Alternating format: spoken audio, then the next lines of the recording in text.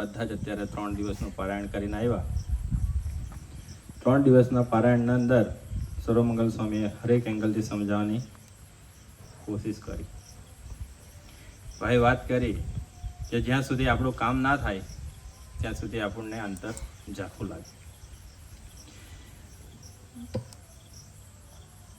આપણા બધાની મનોસ્થિતિ જેવી છે કે આપણે ભગવાન, કોઈ બી સ્વરૂપને ભગવાન માનતા હોય, પણ એ ભગવાનનો નિશ્ચય ક્યારે થાય? એ ભગવાન જ્યારે આપણું કોઈ કામ કરે ત્યારે આપણને મનાઈ જાય કે આ જ ભગવાન છે. પછી XYZ હોય. ઘણાને એવું હોય કે ચલ દોરો બાંધી લાવીએ એટલે મારું કામ થઈ જાય, પીછી લખી લાવીએ એટલે કામ થઈ જાય. પણ સ્વામીજી આપણને મળ્યા છે એટલે આપણું કામ થવાનું જ છે. કેમ કે આપણને આવો સત્સંગનો જોગ મળ્યો, આવી સત્સંગની સારી વાતો થતી હોય, અવારનવાર ઘણા પ્રસંગો વાત કરતા હોય. સર્વમંગલ સ્વામીએ 3 દિવસ જે કઈ વાત કરી તેના પ્રસંગોની જ વિચાર કરીએ તો જ્યારે એમનું રેકોર્ડિંગ સાંભળવાનું ચાન્સ મળે તો આ 3 દિવસનું રેકોર્ડિંગનું રિકેપ કરતો હતો ભાઈ. તો પર ડે આપણને જોવા જાય તો 40-45 પ્રસંગ, એક દિવસમાં 40-45 પ્રસંગ આપણને સર્વમંગલ સ્વામીએ કીધું. એકાદ બે પ્રસંગનું ખાલી આપણે મનન ચિંતન કરીએ ને તો આપણો આખો દિવસ નીકળી જાય તેવું થઈ જાય. સર્વમંગલ સ્વામીજીએ કીધું કન્યાકુમારીની ધરતી પર કે માથામાં જેટલા વાળ છે એટલા વાળ તમારે એટલા પ્રસંગો યાદ રાખવાના. તો આપણે વિચાર કરીએ તો આપણા દિમાગમાં બી એટલા પ્રસંગો છે, પણ હરેકને એક નાનો ક્લુ મળી જાય એટલે આપણે પ્રસંગો ચાલુ કરી દઈએ. સ્વામીજીની આજ્ઞાથી વાસુદેવ સ્વામી કરીને એક સ્વામી, તે સ્વામીજીની વાતોથી જ્યારે આવી રીતે વિચરણ કરવા જાય અને અત્યારે ભક્તિપત્રી કે તે રીતે ભક્તિપત્રી માટે નીકળે અને વાસુદેવ સ્વામી 2 દિવસમાં 72 રૂપિયા ભેગા કરે અને 72 રૂપિયા ભેગા કરી અને રિક્ષાનું પેટ્રોલ 75 રૂપિયા. ત્યારે સ્વામીજીને આવીને કહે કે સ્વામીજી 2 દિવસ ફર્યા અને 72 રૂપિયાની સેવા ભેગી થઈ, પણ એની સામે 75 રૂપિયાનું પેટ્રોલ ગયું. ત્યારે સ્વામીજી મર્મ સમજાવતા વાત કરી કે જેટલા હરિભગતના ઘરેથી પૈસા લઈને આવ્યા છે, જેમણે જે બી કોઈ પૈસા આપ્યા છે, ₹1, 2 રૂપિયા, 5 રૂપિયા, જે કઈ આપ્યો હશે તે હરેક પૈસા જે ઘરમાંથી લીધા છે એ ઘરના સ્વજનનું ભગવાન સ્વામિનારાયણ અંતકાળે દર્શન આપીને એને તેડી જશે. સંબંધે કલ્યાણ, સ્વામિનારાયણ ભગવાનના આશ્રિત જે હોય તેને સંબંધે કલ્યાણ છે. સ્વામિનારાયણ ભગવાનના 4 વરદાન, એમાંનું એક વરદાન કે અંતકાળે દર્શન આપીને તેડી જઈશ. 1-2 રૂપિયા આપવાથી તેડી જાય. આપણે કેટલી સેવા કરતા હોય, ઘણા ટાઈમ પર પૈસાના ટાઈમ પર આપણે પૈસા આપતા હોય, તનથી સેવા કરવાના ટાઈમ પર આપણે તનથી સેવા કરતા હોય, મનથી સેવા કરવાના ટાઈમ પર આ બધી માનસિક સેવા કરતા હોય. આપણને ખબર નથી આપણે કેટલા પુણ્યમાં બેઠા છે. ઘણા એવા પ્રસંગો આપણી સાથે બનતા હોય, આપણને એની એક્ઝેક્ટ આઈડિયા ના હોય. જ્યારે આપણું ધાર્યું કામ ના થાય ત્યારે આપણે પરિસ્થિતિ આખી બદલાઈ જાય. ધર્મજના એક ભાઈ કે જેનું કામ થતું બંધ થયું, એમને એવું થયું કે હવે ભગવાન મારું કામ કરતા નથી. હવે અમરીશ હોય અને આવી પરિસ્થિતિ સર્જાય એટલે આપણે ભગવાનને કરતા હરતા નહીં માનીએ. આપણે ત્યારે એક જ વસ્તુનો વિચાર કરીએ કે સ્વામીજી મારા માટે બધું સારું જ કરવાનું. ધર્મજના ભાઈને એવો વિચાર આવ્યો. એ ધર્મજના ભાઈ અમરીશ બે જ નીકાળી દે છે, કાળા ધોરા કપડા પર આવી જાય છે, સભા ભરવાનું બંધ કરી દે છે. આ પરિસ્થિતિ કોને છે? આ પરિસ્થિતિ જે અમરીશ બેજ ધારણ કરેલા વ્યક્તિને છે. મહિમા જેવો નહીં હોય, નિષ્ઠા જો નહીં હોય, ભગવાનનો સાચો નિશ્ચય ના હોય તો આવા વિચાર આવે. ભગવાન જ્યારે આપણા જીવનમાં દેશકાળ મૂકે ત્યારે આવી પરિસ્થિતિ સર્જાય. સર્વમંગલ સ્વામી આપણે બહુ સરસ વાત કરી કે આ ધર્મજના ભાઈ એનો બેચ આપી દે છે, સભા ભરવાનું બંધ કરી દે, સત્સંગમાં આવવાનું બંધ કરી દે છે. ઘણાએ સ્વામીજીને કમ્પ્લેન કરી અને સ્વામીજીને કહેવામાં આવ્યું કે આ ભાઈ કે જે હવે સભામાં આવતા નથી અને હવે આ રીતનું જીવન કરી દીધું છે, આ રીતનું આઉટ ઓફ ટ્રેક નીકળી ગયા છે. ત્યારે સ્વામીજીએ કીધું કે એ ભાઈને કહી દેજે કે તું અમરીશ બેચ નીકાળી દે તો બી કઈ નહીં, પણ સ્વામી હરિપ્રસાદ સ્વામીના હાથે દીક્ષા લીધી છે ને, તો તારા હાથે જે કોઈ કે તારા સંબંધમાં જે કોઈ આવશે ને તેનું બી કલ્યાણ. સ્વામિનારાયણ સંપ્રદાયના 4 વરદાનમાં એક વાત કે સંબંધે કલ્યાણ. એમ આપણા હરિભગતના ગળાનું જે કોઈ પાણી પીશે એનું બી કલ્યાણ. કારણ કે સ્વામીજી કે મહારાજ કેટલી જગ્યા પધરામણી કરવાના, આપણા ઘરનું બી પાણી પીશે એનું બી કલ્યાણ. આપણા ઘરે તો કેટલા જણા આવતા હોય, કોઈ પાણી કરવા આવતો હોય, ઘરનું કામ કરવા આવતો હોય, ખાવાનું બનાવવાનું આવતો હોય, રસોઈ માટે આવતો હોય, કઈ મેન્ટેનન્સ માટે આવતું હોય, અવારનવાર કઈ આવતું હોય. કદાચ કોઈની જોબ પર આપણા ઘરનું જ ખાઈ લે તો બી એનું કલ્યાણ. આ તો થઈ ગયું આત્માથી કલ્યાણ. કમરેજના બાલુભાઈ નામના વ્યક્તિ, એના ખેતરમાં શેરડીમાં આગ લાગી. એટલે શેરડીમાં જ્યારે આગ લાગી ત્યારે એ ભાઈ એના ખેતર પાસે પહોંચે છે અને બોલ્યા શ્રી હરિ ગાય છે. 3 વાર બોલ્યા શ્રી હરિ ગાય અને 3 વાર જેવું પૂરું થાય ત્યારે શેરડી સળગતી બંધ થઈ ગઈ. હવે શેરડી સળગતી બંધ થઈ ગઈ ત્યારે બાલુભાઈએ આજુબાજુ લોકોએ જોયું કે તું શું બોલતો હતો. ત્યારે કહેતા હતા કે બોલ્યા શ્રી હરિ ગાતો હતો. ત્યારે આજુબાજુના લોકોએ કીધું કે તમે જ્યારે ભજન કરતા હતા ને ત્યારે શેરડીની જે રાડ હોય ને તે અલગ કરી અને રાડને અલગ કરી અને રાડ જ્યારે અલગ થતી હતી ત્યારે મને દેખાતું હતું કે કોઈ રાડ અલગ કરે છે અને તમારી શેરડી અટકી ગઈ. હરિધામ કે એવડી જ્યારે બી લાઈટ જાય ત્યારે બોલ્યા શ્રી હરિ ગાય. પણ કેશવ સ્વામીએ જ્યારે કીધું એ ખાલી લાઈટ જાય એટલે આપણે બોલ્યા શ્રી હરિ નથી ગાવાનું. પણ સ્વામીજી વાત કરતા કે આપણે જીવનની શરૂઆત કરીએ, નોકરી કરવા વાળો હોય તો નોકરી પર નીકળે, સ્કૂલ વાળા હોય તો સ્કૂલ પર જતા ટાઈમ પર, કે બિઝનેસ વાળો હોય બિઝનેસ ટાઈમ પર જ્યારે આપણે નીકળીએ ત્યારે આપણે એક એવી ટેવ પાડી દઈએ કે બોલ્યા શ્રી હરિ કરીને આપણે આ પદ છે તે ગાઈને નીકળીએ. આપણા જીવનની નાની મોટી જે કોઈ પરિસ્થિતિ થવાની હોય, આપણી સાથે કોઈ એક્સિડન્ટ થવાનો હોય, તેમાં ભગવાન આપણને રક્ષા કરે ને કરે છે. આ બોલ્યા શ્રી હરિનો એટલો પાવર છે. એકવાર ભાઈ મારું એક્સિડન્ટ થયું અને આ વાત મંડળમાં ખબર પડી ત્યારે મને કીધું કે કદાચ તું આજે ભજન કરીને નહીં નીકળ્યો હશે, કે આ તો બોલ્યા શ્રી હરિ ગાઈને નહીં નીકળ્યો હશે. અને તે દિવસે એક ટેવ કેવી રીતે ભજન કરીને નીકળીએ, ભજનનું એક પદ બોલ્યા શ્રી હરિ ગાઈને નીકળીએ. પણ આજ દિન તક ગમે તેવી રફ ગાડી ચલાવી ત્યારે કોઈ એક્સિડન્ટ નહીં થયું. પણ સારી રીતે ગાડી ચલાવતા હતા ને સામેથી એક ગાડી આવી તો એક્સિડન્ટ થયું. પણ સ્વાધ્યાય કર્યો કે આ ટાઈમ પર બોલ્યા શ્રી હરિ ગાયું નહીં, ગાડીની સ્પીડ 120 ની અને ફર્સ્ટ લેન પર ગાડી ચાલે. મારું ગાડીનું એક્સિડન્ટ થયું હતું, એક વાન આવી ગઈ અને એ વાનને વચ્ચેથી બેન્ડ કરી નાખી અને 100-150 ફૂટ એને ખેંચીને બહાર નીકળી ગયું. એ જ દિવસે ગાડી ટોચન કરીને ઘરે આવ્યા. હું પહેલી વિઝિટ મારી ગણદેવી જવાનું થયું. એની મમ્મી દેવની મમ્મી મળી. મારું એક્સિડન્ટ થયેલું, મને એક સ્ક્રેચ નહીં કે એક એમ ઘસાયેલું બી નહીં, 120 ની સ્પીડમાં ગાડી ઠોકાયેલી તો બી. અને જ્યારે મેં દેવની મમ્મીને મળ્યા ને ત્યારે દેવની મમ્મીએ મને કીધું કે દીકરા આજે તું ભગવાનને યાદ કરવા વગર નીકળી ગયો હશે, તને કઈ લાગ્યું તો નથી ને? ત્યારે મેં એની મમ્મી સાથે વાર્તાલાપ કરતા કીધું કે મેં એકદમ બરાબર છે. એટલે સ્વાધ્યાય કર્યું કે ચાલો આજે લોચો મારેલો છે. આપણે ખાલી આપણી જાતને અંત્ય ધ્યાન કરીએ, સ્વાધ્યાય કરતા શીખી જાય. આપણે જે કોઈ લોચા મારીએ ને આપણે આપણી જાતને પૂછીએ કે આપણે આખો દિવસમાં શું લોચા મારીએ છીએ. 120 ની સ્પીડમાં ગાડી જ્યારે એક્સિડન્ટ થાય ને ત્યારે મને એવું થાય કે અંદર કઈ બચે બી નહીં ભાઈ. અને બીજા દિવસ પછી 2 દિવસ પછી પાછું એક્સિડન્ટ થયું અને 2 દિવસ પછી અમે હરિભાઈ સાથે પ્રવાસે ફરવા બી નીકળ્યા હતા મહાલના ટાઈમ પર. ભાઈ આ પ્રસંગ સામાન્ય લાગે પણ જ્યારે આપણી સાથે બને ને ત્યારે એવું લાગે કે આ પ્રસંગ કેવો છે. ત્યારે સ્વામીજીને આપણે કરતા હરતા માન્યા અને સ્વામીજીનો નિશ્ચય થાય. અને સ્વામીજીનો આ પરિસ્થિતિ પર જ્યારે નિશ્ચય થાય ને ત્યારે ગમે તેવા પ્રસંગ આવે ને ત્યારે ડગી મગી નહીં જવાય. આવો નિશ્ચય અગર કદાચ એ ટાઈમ પર મને આ પગ કપાઈ ગયા હોત, કે કદાચ અંદર કઈ સળિયા ઘૂસી ગયા હોત, તો એ ટાઈમ પર મને કોઈ ભગવાનનો નિશ્ચય આવે એ મારે મારી જાતને પૂછવાનું. પણ મારે ત્યાં રક્ષા થઈ ત્યારે મારા મગજમાં વિચાર આવ્યો કે આટલી સ્પીડમાં ગાડી ઠોકાવા છતાં બી મારું ભગવાને રક્ષણ કર્યું તો એ સ્વામીજીનો સુડીનું દુઃખ કાંટે કાઢે એ સ્વામિનારાયણ સંપ્રદાય. સર્વમંગલ સ્વામીએ વાત કરતા ઘણી વાત કરી કે ભગવાન સાથેનો સંબંધ આપણે નિરંતર વધાર્યા કરવાનો. આ સત્સંગ શું કામનો? આ સત્સંગ દિવસે દિવસે આપણને ભગવાન સાથેનો નિશ્ચય દ્રઢ કરવા માટે આ સત્સંગ છે, આ શિબિર છે, આ પારાયણ છે. ભગવાન સાથેના સંબંધ તૂટે નહીં ને એના માટે આપણે નિરંતર ભજન કરતો રહેવું એમ.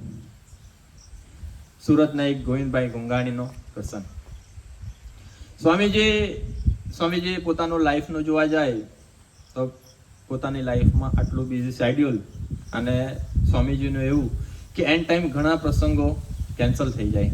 ઘણીવાર આપણે તો એમ 19-20 જ રાખવાના, કદાચ આપણને તો આવશે કેમ, પણ સ્વામીજીના ટાઈમ પર એવું થઈ જાય કે આ કદાચ પ્રોગ્રામ કેન્સલ ના થઈ જાય.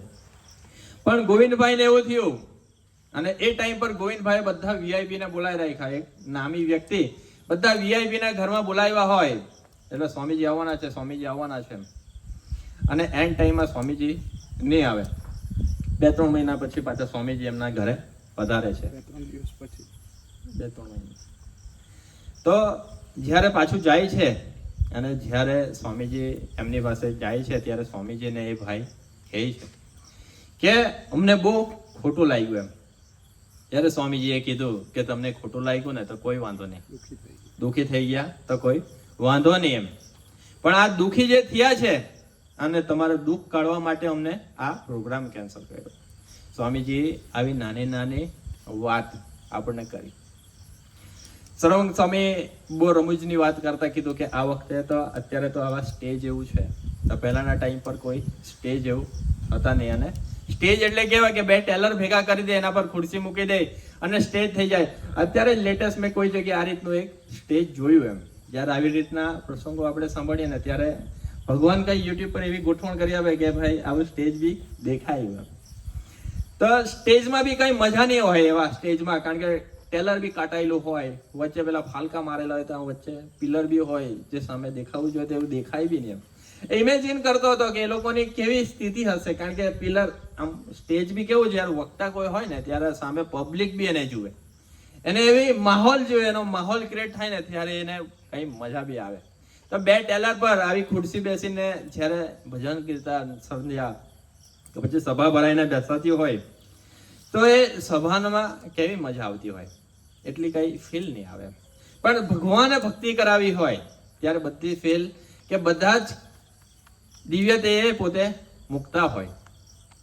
યાજ્ઞિકભાઈ ઉમેશભાઈ યાજ્ઞિક અને શૈલેષભાઈ દવે એ બે ભગત કે જેને સ્વામીજીનો કોલ આવે છે કે 1 અઠવાડિયા પછી સ્વામીજીનો પ્રોગ્રામ અહીંયા ગોઠવાયો છે, અને આ પ્રોગ્રામના અંદર આ રીતની શરૂઆત કરવાની છે અને આ રીતની સગવડ કરવાની છે. જે રીતે આપણે પારાયણમાં અત્યારે જે કઈ જમવાની વ્યવસ્થા કરી હોય એ રીતે જમવાનું અને સભાની વ્યવસ્થા હતી. સ્વામીજી કેવી લીલાઓ કરતા હોય. સ્વામીજી આપણા અંદરના મનોભાવને તોડવા માટે અવનવા પ્રકરણો કે અવનવી લીલાઓ કરતા હોય છે. એ બંને ભગત કે જે લીડર હોય, જે ગામમાં એટલો બધો સમાજ ના હોય, હરેક જગ્યા પર કહેવામાં આવતું હોય કે ભાઈ અમારી સભા છે, અમારી સભા છે, અને એન્ડ ટાઈમ પર ફોન આવે, અને એન્ડ ટાઈમ પર જ્યારે ફોન આવીને કહે કે હવે સભાનો પ્રોગ્રામ કેન્સલ છે. એ બંને લીડરે કોઈને મોડું બતાવવા કે જે કોઈ પહેલું સાધન મળે એ સાધન પકડીને ત્યાંથી નીકળી જવાનું હોય. આ પરિસ્થિતિ ઇઝી, પણ જ્યારે પરિસ્થિતિ ક્યારે અઘરી કે 1 અઠવાડિયા પછી પાછો ફોન આવે કે ભાઈ પાછો એ જ પ્રોગ્રામ કરવાનો છે, ત્યારે એ 2 લીડરો વાત કરતા હતા કે જ્યારે આ પરિસ્થિતિ થાય ને ત્યારે અમે ભાગી જાય ત્યારે તો કઈ વાંધો નહીં આવે, પણ જ્યારે પાછા ગામવાળાને કહેવામાં આવે કે પાછી આવી સભા છે ત્યારે 2-3 દિવસ તો અમે ખાલી બધું સાંભળતા જ રહે. સ્વામીજી કહેતા કે કાર્યકર્તા કે લીડર હોય ને તેને ધોબીના પથરા જેવી હાલત, એને બધું ખમિયા જ કરવાનું. સ્વામીજી કહે કે જે પરિસ્થિતિમાં ના પાડી અને ત્યાંથી પહેલું સાધન પકડી આવી રીતે બધાએ કીધું હોય, અને તે જગ્યા પરથી લીડરો જતા રહે કે જે ઓર્ગેનાઇઝ હોય, કરેલી વ્યક્તિથી જતું રહે તો પછી શું કરે? રસોઈ બનીને તાર રાહ જોઈ 8 વાગે 9 વાગે 10 વાગે, પછી તો જમીને પોતપોતાના રીતે ઘરે જતા રહે. પણ એ બંને લીડર કહેતા કે સ્વામીજીમાં મનુષ્ય ભાવ કરવા કરતા એ બંને જણ અને સ્વામીજીને એવો નિશ્ચય કે સ્વામીજી જે કોઈ પ્રોગ્રામ આપે એ પ્રોગ્રામ આપણે કરવાનો, અને પાછા 2 દિવસ પછી કે અઠવાડિયા પછી જે પ્રોગ્રામ ગોઠવાય તેમાં પાછી આવી રીતે સભા ભરીને પ્રોગ્રામ કરવાનો. પણ સ્વામીજીમાં કોઈ દિવસ મનુષ્ય ભાવ. પરમહંસથી એકવાર ભૂલ થઈ ગઈ એમ, તો એ ભૂલ થઈ એટલે બધા પોતાથી ભૂલ થાય એટલે આપણે એના ગુરુ પાસે જાય અને માફી માંગીએ તો પરમહંસથી જ્યારે ભૂલ થઈ ત્યારે પરમહંસે માફી માંગી અને એના ગુરુનો એ જે પ્રાયશ્ચિત કરવાનું હતું તે પ્રાયશ્ચિત કરવાનું ચાલુ કર્યું. એના ગુરુએ કીધું કે 1 મહિના ધારણા પારણા કરજો. હવે ધારણા પારણા એટલે 1 દિવસ જમવાનું, 1 દિવસ ઉપવાસ, 1 દિવસ જમવાનું, 1 દિવસ ઉપવાસ.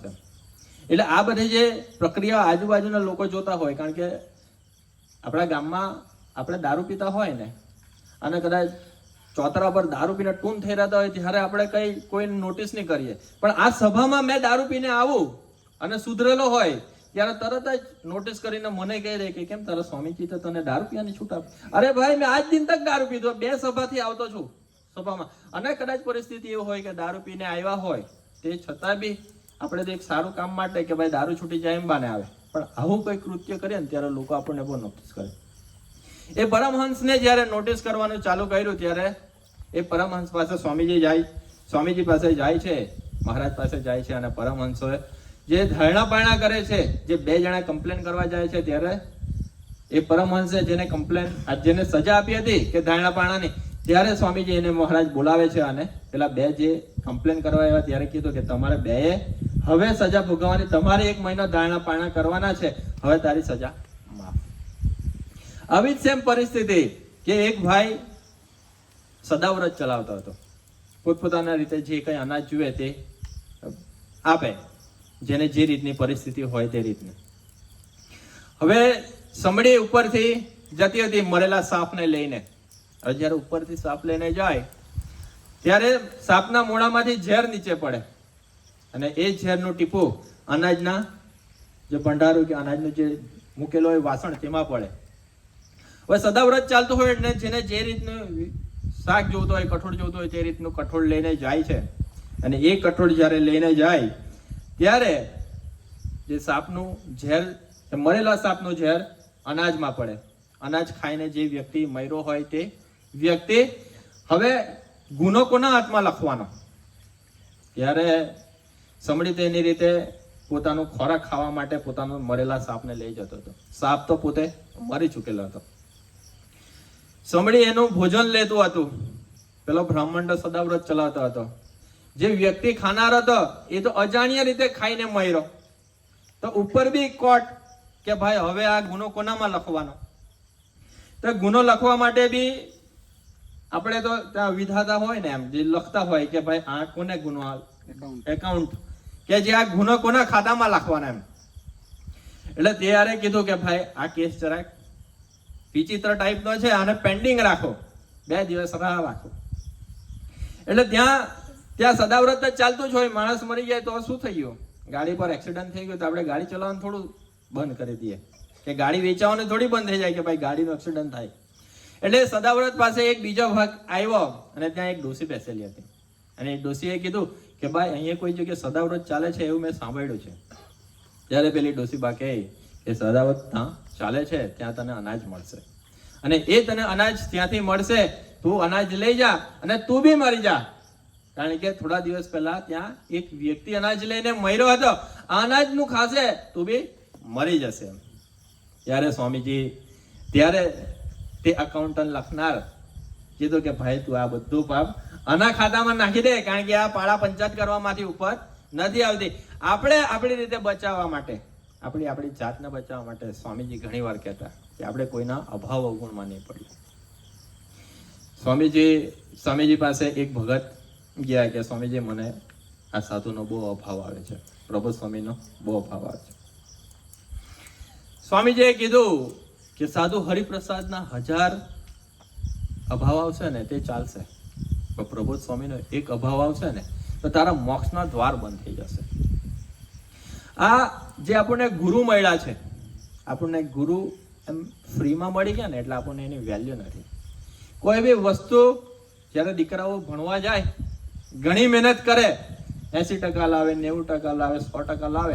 અત્યારે બધાના રિઝલ્ટ આવ્યા તો બધાના સ્કોર જોઈ, બધા નાના રીલ્સ આવે, એમ રીલ્સ બધા અત્યારે રીલ્સના જમાના, તો બધા રીલ્સ બનાવીને કહે કે પેલી છોકરીના આવ્યા કે ટકા તો 91-92 આવ્યા છે, ખુશી તો બહુ છે, પણ હવે આ ખુશીને કેમ વ્યક્ત કરવું તો મારે બહુ છે, પણ શું કરવું એમ. 92-95% આવ્યા, 2% જરાક વધારે આવી જતા સારું પડતે એમ. પણ એક સાધુએ એવું કીધું, ટકા તો 80 થી 85 જ આવવા જોઈએ, 90 નહીં આવવા જોઈએ. કારણ કે 80-85 વાળો જે ઠોકરથી ઘસાયેલો હોય ને તે બીજા જે ટકાવારી કરતા હોય, જે 90-85 ની ઉપર જે ટકાવારી લાવતો હોય ને, તેનું જીવન એક પુસ્તક્યું જ થઈ જાય. જે બહારની રીતે ઓવરઓલ જે ઘડાવવો જોઈએ ને તે ઘડાય નહીં. 80-85-75 વાળાનું જે આઈક્યુ લેવલ હોય એનું આઈક્યુ લેવલ વધારે હોય. એટલે મહેનત તમે બધા કરજો, 90 ની તો 80-85 આવશે. કારણ કે એવું નહીં કહેતા કે સભામાં તો 90 કીધું એટલે આપણે 80 જ લાવવાના. આપણે 100 ની ટ્રાય કરવાની. સ્વામીજી ઘણી વાર કહેતા કે આપણા જીવનમાં આપણે એવા સાથે દોસ્તી કરવાની કે જે આપણા કરતા કાયમ ઉપર હોય. ગુણાતીતાનંદ સ્વામીની વાતમાં વાત લાગી છે કે 2 સારા સાધુ અને 4 એવા હરિભગત સાથે જીવ જોડીએ તો આપણે સત્સંગમાંથી પડી નહીં જવાય. આપણે સત્સંગની વાત મૂકીને આપણા આધ્યાત્મિક કે લૌકિક જીવનની વાત કરીએ ને તો 2 સારા મિત્ર હોય તો બી આપણે જીવનમાંથી નહીં પડીએ. આજે હિતેશભાઈનું એક્ઝામ્પલ આપીએ કે કોઈ બી વડીલનું એક્ઝામ્પલ આપીએ કે આપણે એમની પાસે કોઈ સલાહ સૂચન કરીએ ને આપણા જીવનનું આપણા કરતા ઉપર છે, એટલે આપણે એમની પાસે કોઈ સલાહ સૂચન કરીએ તો આપણે સારું ગાઈડ કરી શકે. સારા એવા સ્ટુડન્ટ હોય એ સારું ગાઈડ કોણ કરી શકે? એને એવો એક ટીચર હોય કે એના કરતા સારું ભણેલો વ્યક્તિ એને સારું ગાઈડ કરી શકે. એટલે સ્વામીજી કહેતા કે આપણા કરતા ઉપર હોય તેની સાથે આપણે દોસ્તી રાખવાની. પ્રસંગો તો જોવા જાય તો 130 જેટલા પ્રસંગોએ સર્વમંગલ સ્વામીએ 3 દિવસની અંદર વાત કરી. પણ 130 પ્રસંગને બી રિકેપમાં લાવીએ ને, હાઇલાઇટ કહેવાય અત્યારે, એટલે ક્રિકેટની હાઇલાઇટ ચાલે, ક્રિકેટનો માહોલ, કે 130 પ્રસંગને બી હાઇલાઇટ કરીએ ને તો બી 130 મિનિટ ઓછી પડે. સભા તો આ છેલ્લી સભા નથી, પણ ઘણી સભા છે. આપણે રિકેપના જ બધા સભા ચલાવીએ ને તો બી આપણી સભા અને પારાયણ પૂરું થવાનું નથી. પણ સ્વામીજીના ચરણોમાં એક જ પ્રાર્થના કરવી છે કે આવા જે કોઈ પારાયણ થાય, અહીંયા જે કોઈ સંતો અમને કંઈ જ્ઞાન પીરસી જાય, એકાદ લીટી એવી પકડાઈ જાય કે જે અમારા જીવન માટે, અમને જીવવા માટે બળ પૂરું પાડે. સ્વામીજી અને પ્રભુ સ્વામીના ચરણોમાં એક જ પ્રાર્થના કરવી છે કે તમારી અનુવૃત્તિ પ્રમાણે અને તમારા અભિપ્રાય પ્રમાણે અમારાથી જીવાય, એ જ પ્રાર્થના સહજાનંદ સ્વામી મહારાજ.